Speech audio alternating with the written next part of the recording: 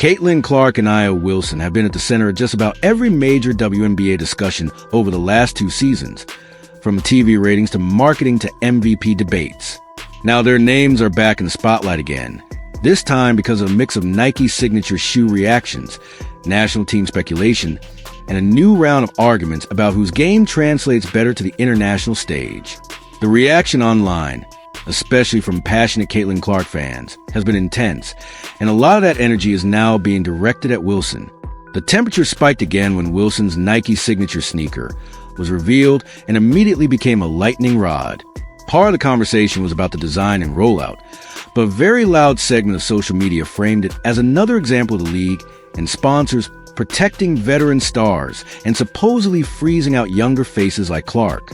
From there, a different rumor started spreading in fan spaces that USA Basketball might be shifting its focus away from Wilson and building more heavily around Clark for upcoming global events like the 2026 World Cup and the 2028 Olympics in Los Angeles. Before going further, it's important to emphasize that Team USA has not released any final rosters for those tournaments. What we have today are training pools, evaluation lists, and a lot of fan speculation. But speculation is loud, and the idea that Clark could become the centerpiece of the senior national team while Wilson's role shrinks has been enough to trigger a wave of hot takes. In some corners, that have been framed as a reality check for Wilson after years of being seen, fairly or not, as the unquestioned face of the WNBA. The natural question in all this is simple. What are coaches actually looking at when they build a national team? And does Aya Wilson's style make her less valuable on the international stage than a player like Caitlin Clark, whose offense is built on deep shooting, ball handling, and shot creation far from a basket? Anyone who watches the Las Vegas Aces knows what Wilson brings. She is a 4-time WNBA MVP, multiple-time champion, and Defensive Player of the Year. She dominates the paint, lives at the free throw line, and alters everything at the rim. Her physicality and ability to punish mismatches are a huge part of why the Aces have become a modern dynasty. In many regular season games, she draws double-digit free throws because defenders simply cannot deal with her strength and footwork without fouling. Critics point to those trips to the line as a weakness rather than a strength. They call it special whistles, suggesting officials give Wilson favorable calls and that her scoring is inflated by those opportunities. That view is clearly harsh, but it does raise a legitimate basketball question. How does a player whose offensive volume depends heavily on post touches and foul calls adjust when referees use a different standard? International competitions under FIBA rules are known for being more physical and less whistle-happy. Contact that might send a player to the line in WNBA play is often ruled a simple play-on when you put on a USA jersey and face Australia, Spain, China, or France. Coaches building rosters have to consider who can still produce if the game is allowed to be more rugged and less controlled by officials. That's where some people argue Wilson is more vulnerable. If her main scoring rhythm involves catching the low post, initiating contact, and then either scoring or drawing a foul, a tighter whistle can work in her favor. But if referees allow body blows and hand checks without calling every bump, a big who expects those calls may see her efficiency dip. We have seen stretches in international exhibitions where frontcourt players from the WNBA have needed time to adjust to that style, especially early in tournaments. By contrast, Caitlin Clark plays a perimeter-oriented game built on range, pace, and release point. From Iowa to the Indiana Fever, she has shown she can pull up from 28 to 30 feet and hit with regularity. Those kinds of shots do not depend on officiating. No referee can take a 30-foot three off the scoreboard. When Clark gets hit on the arm at the arc and doesn't get the call, she usually still gets the shot up. Her offense is self-generating. She does not need whistles to keep her scoring rhythm. Team USA scouts, like all professional evaluators, analyze those differences. They watch what happens when defenses bump Clark full court, deny her the ball, and trap her. They also watch what happens when teams send double teams at Wilson in the paint, push her off her spot, and then play straight up without giving her easy fouls. They are asking, whose game still holds when conditions are toughest? There's also an element of chemistry and temperament that national team staff cannot ignore. Over the last 2 years, social media has magnified every comment, like and repost from top WNBA players. Aya Wilson and others have been vocal about how Caitlin Clark's arrival was covered, about how media sometimes frame Clark as saving women's basketball and ignoring the work of veterans. Some of that criticism had a valid basis. Players like Wilson, Breanna Stewart, and others have been building the league for years and did not want to see their contributions erased. But when that frustration spills into constant online jabs, posts that seem to question a younger player's legitimacy, or interviews that sound more resentful than analytical, national team officials notice. Their job is to build not just the 12 best players on paper, but the 12 who can coexist under extreme pressure in foreign countries with the world watching. They value stability, professionalism, and the ability to put egos aside for a month for a single goal, a gold medal. Clark, for her part, has generally avoided clapping back. She has seldom responded directly to criticism from other WNBA players. Instead, she maintains a public posture of gratitude, excitement, and hard work, whether that is her personality or careful media training. It helps reassure decision makers that she can handle the scrutiny that comes with being a centerpiece of Team USA without creating distractions. That does not mean Wilson lacks leadership or value. She has been a key part of previous USA basketball runs and has a strong reputation among many coaches for work ethic and commitment. But the perception some people have right now is that she has spent too much energy the last 2 years engaging in open or veiled resistance to Clark's rise, instead of using her own massive platform to welcome the increased attention on women's basketball and channel it productively.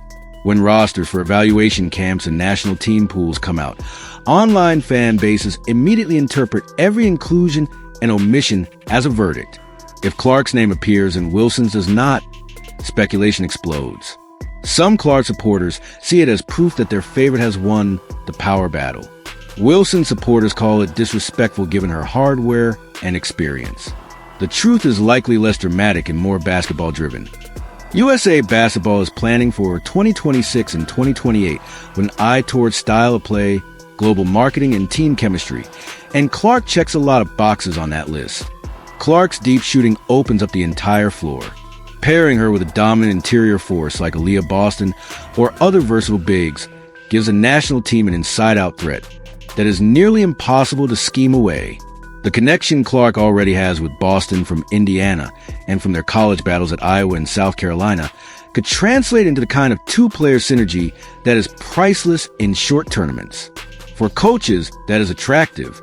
It reduces the need to run everything through a post player who relies heavily on officials and instead allows them to deploy multiple scoring options from multiple levels.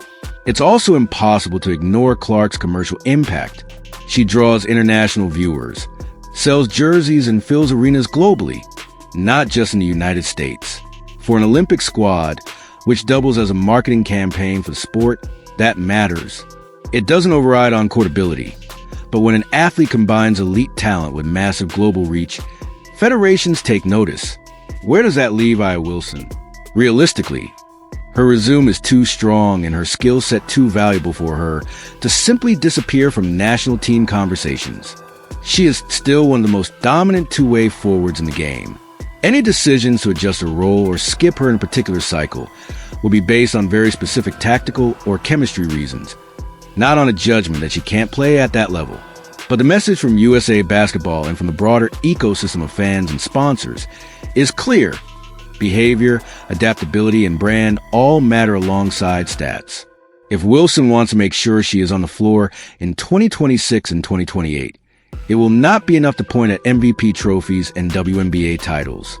She will likely need to show that she is all in on growing the sport for everyone, that she can coexist as one star among others rather than as the only focal point, and that her production in international settings can match what she does in WNBA arenas. For Caitlin Clark, the challenge is different. The hype is already there. The invitations are coming. What she has to prove now is that she can translate the same swagger and creativity that defined her at Iowa and in her rookie year with the Indiana Fever onto the biggest international stages in the world. FIBA basketball will test her decision-making, her ability to guard bigger, stronger guards, and her stamina in a compressed tournament setting. If she succeeds, She could genuinely become the new global face of women's basketball, something that seems less far-fetched every month. The passionate arguments online about who deserves a Team USA spot reflect how much the WNBA fan base has grown and how emotionally invested people are in these athletes. 10 years ago, there simply was not this volume of discussion about women's national team selections. Now every move is dissected, every quote clipped, every lineup change debated. From a distance, one thing is clear. USA Basketball is sending a signal that they want players who can handle physical play, adjust to different whistles, respect teammates, and draw fans from around the world. They are rewarding production that does not rely on friendly officiating and attitudes that do not fuel internal chaos. Whether you agree or disagree with the specific names that emerge, those are understandable criteria. The question for fans is where you land on this. Do you believe a player like Aya Wilson, with her interior dominance and proven WNBA track record, should be a lock for every national team? Or do you believe the international game is shifting toward perimeter creators like Caitlin Clark, whose scoring is nearly whistle-proof? Whatever side you're on, one thing is certain. The WNBA and women's basketball more broadly are in a moment where talent, personality, and politics are deeply intertwined. The next few years leading up to the 2026 World Cup and the 2028 Olympics in Los Angeles are going to reshape the hierarchy of the sport on a global scale. Let us know in the comments what you think about the Wilson versus Clark debate in the context of Team USA. Should Wilson be guaranteed a spot no matter what?